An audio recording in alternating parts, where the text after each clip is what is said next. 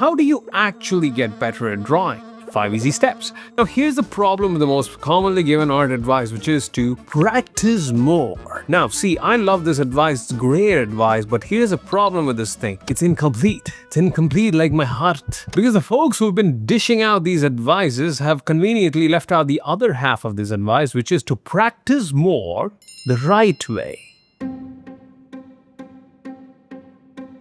You see, I've been drawing for the past 15 to 20 years or so, and I've taught myself to draw properly in the past decade, and I have taught a whole bunch of others to do the same, and I couldn't have done this by simply just practicing more. What I did use was a method called the D.S.S.P Method, and I have to say S because it's got 3 S's in the middle, so it's D.S.S.S.P Method, which, by the way, is something I stole from this bald man on the internet named Tim Ferriss, and I've added my own spiel to it. Step 1. Look at step 0, the previous video that I made on the practice trap. In case you haven't watched it, it's a video on how you can actually get into the practice trap if you don't have a project to orient your practice. That means you need a project, and once you get a project, let's say you make a comic and then you realize the list of things that you need to practice, then how do you practice? Well, you use the 5 steps, and that's where step 1 comes in, which is to decide.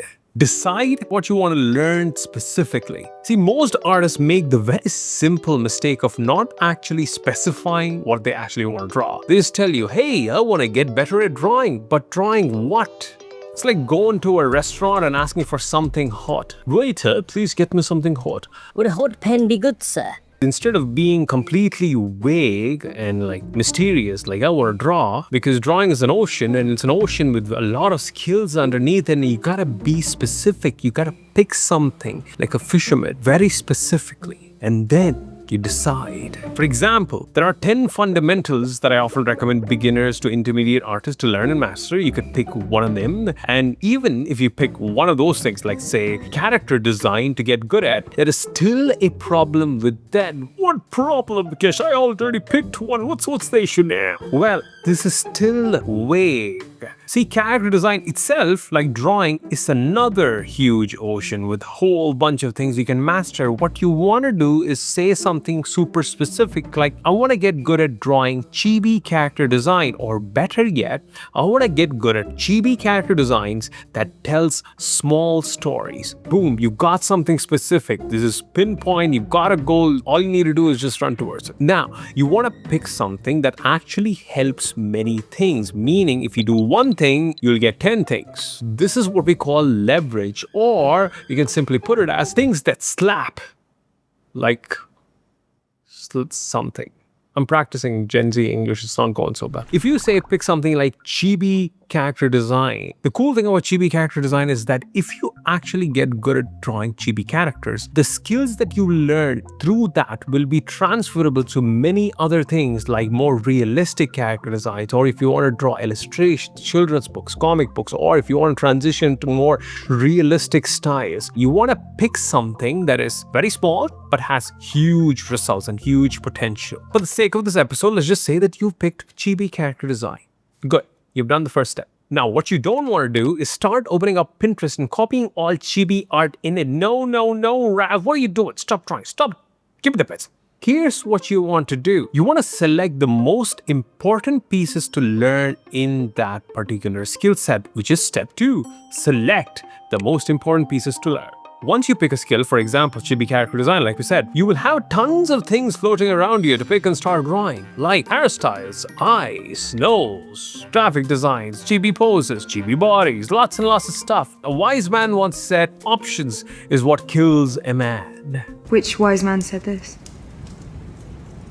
I don't remember. So, what do? What you want to do is to actually be smart about it and get some riz and actually 80-20 it. What does that mean? You need to ask yourself what 20% will give you 80% of the results. In chibi character design, things like learning chibi bodies in specific poses, which forms the base of all characters, will actually give you 80% of the results that you want. Why? Because 1, you will learn forms. You will learn forms in perspective. You will learn poses. You will learn how to observe poses from photographs and real life and whatnot. You will learn how to actually observe and transfer that to your drawing. You will have to learn good line quality, good shape quality, and then you will have to learn gesture. And then you will have to learn quantum physics and all that stuff. Just kidding. No. Let's say you picked hairstyles instead of, say, chibi bodies. Will that do the trick? No, because it does not cover the essentials. Because if you draw a chibi character with just being good at drawing chibi hairstyles, your drawing will look like poop. Hello there.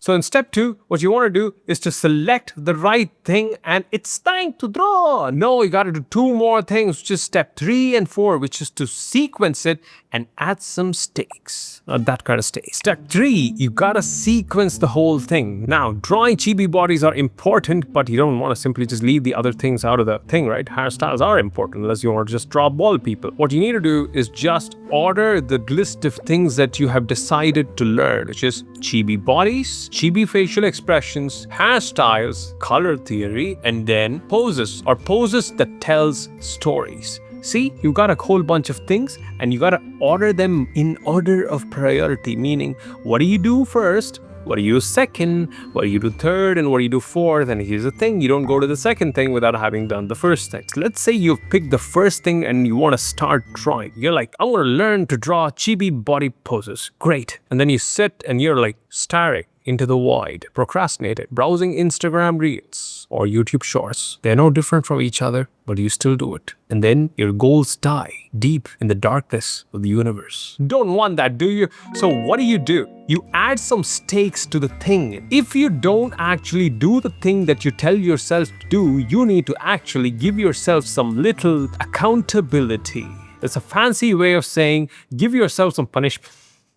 A couple of years back when I decided that I want to get good at drawing, say, illustrations, I just told people on my Instagram that, hey, folks, I'm going to draw an illustration every day for 100 days. Yeah, that's it. That's all I did. Once I did that, I just drew an illustration every single day for 100 days and actually improved my illustration skills because you don't want to miss a day and look like poop in front of people. Hello there. That's a great motivation, public humiliation. Or you can bet some money to your friend saying that, hey, buddy, if I don't draw 25 chibi body poses, I'm going to give you $10. Fine, make it 20. Or you can actually tell yourself that you will not betray your own word and write yourself a contract and sign it if you really trust yourself that much. Or tell your wife or your girlfriend or your boyfriend or whoever, parents maybe, your dog. Dogs are good. Like tell your dog that, hey, if I don't complete 100 chibi bodies, just bite me, man. Just bite me.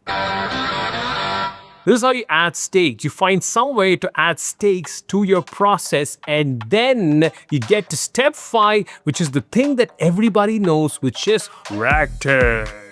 It's the right way, not the wrong way. Now, the wrong way to practice is to just draw, and draw some more. The right way to practice is also to draw some more. What is the difference? What is the right way and the wrong way? Except that is a little thing that you do in the right way, which is this 30-second hack that nobody knows. For that, you need to know the story of Rob and Bob. Rob and Bob decided they want to get good at drawing, so they started drawing. They started practicing because they heard some guy on the internet told them to practice more. I think it was probably me. They drew every single freaking day. They made the same amounts of drawing, and at the end of the year, Rob was better than Bob. How is that possible? Not only Rob was better than Bob, he was miles ahead of Bob. Bob was playing, Rob, what were you doing, man? How are you so good? Rob simply said, I don't know, bro. You're just doing the same thing. Bob went into depression and he was questioning the meaning of life until some dude on the internet told him about the 30-second hack. What is that, Rob? You didn't tell me about the 30-second hack. Oh, I thought it was just natural. I thought it came to you. Oh, tell me, Rob, what is this 30-second hack? I think enough of the skit. Here's a 30-second hack. Every single time Rob finished a drawing, he just stopped for 30 seconds and looked at his drawing and asked, what are 1 to 3 things I can do better in the next drawing? And then he would note it down on the side on a post-it note or in a notebook. And then when he starts the next drawing, he would slightly be a bit more mindful when drawing the next drawing, trying to incorporate what he noted. And that's all Rob did. And Bob saw that and he was like, bruh.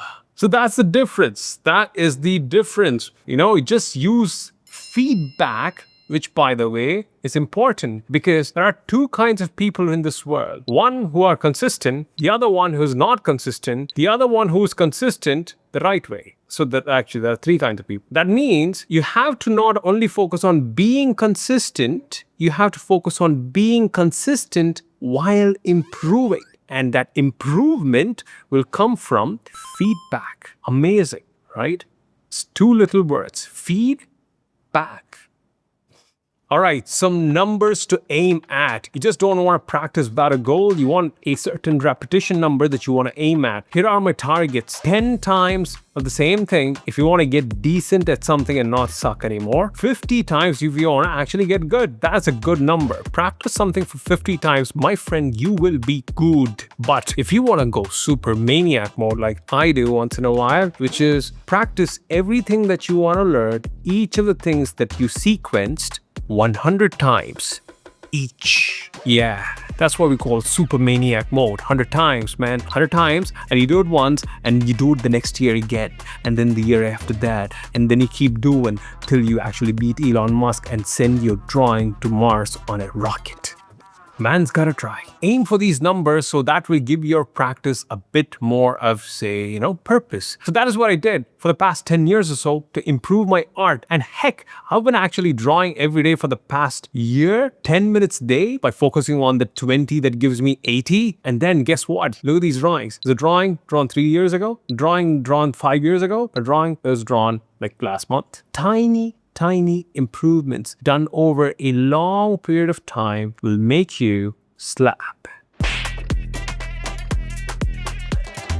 If you're a beginner artist who wants to put this method to test, take my 7-day begin drawing challenge, which was taken by 50,000 people over the world. Plus, I don't know, it's a lot, with a completion rate of 32%. You know what the industry average completion rate is? 3%. 3. You know what we're doing? 32. You know why? Because we're slapping. We're slapping, bro. Our code slaps. So go ahead, and if you want to slap some more.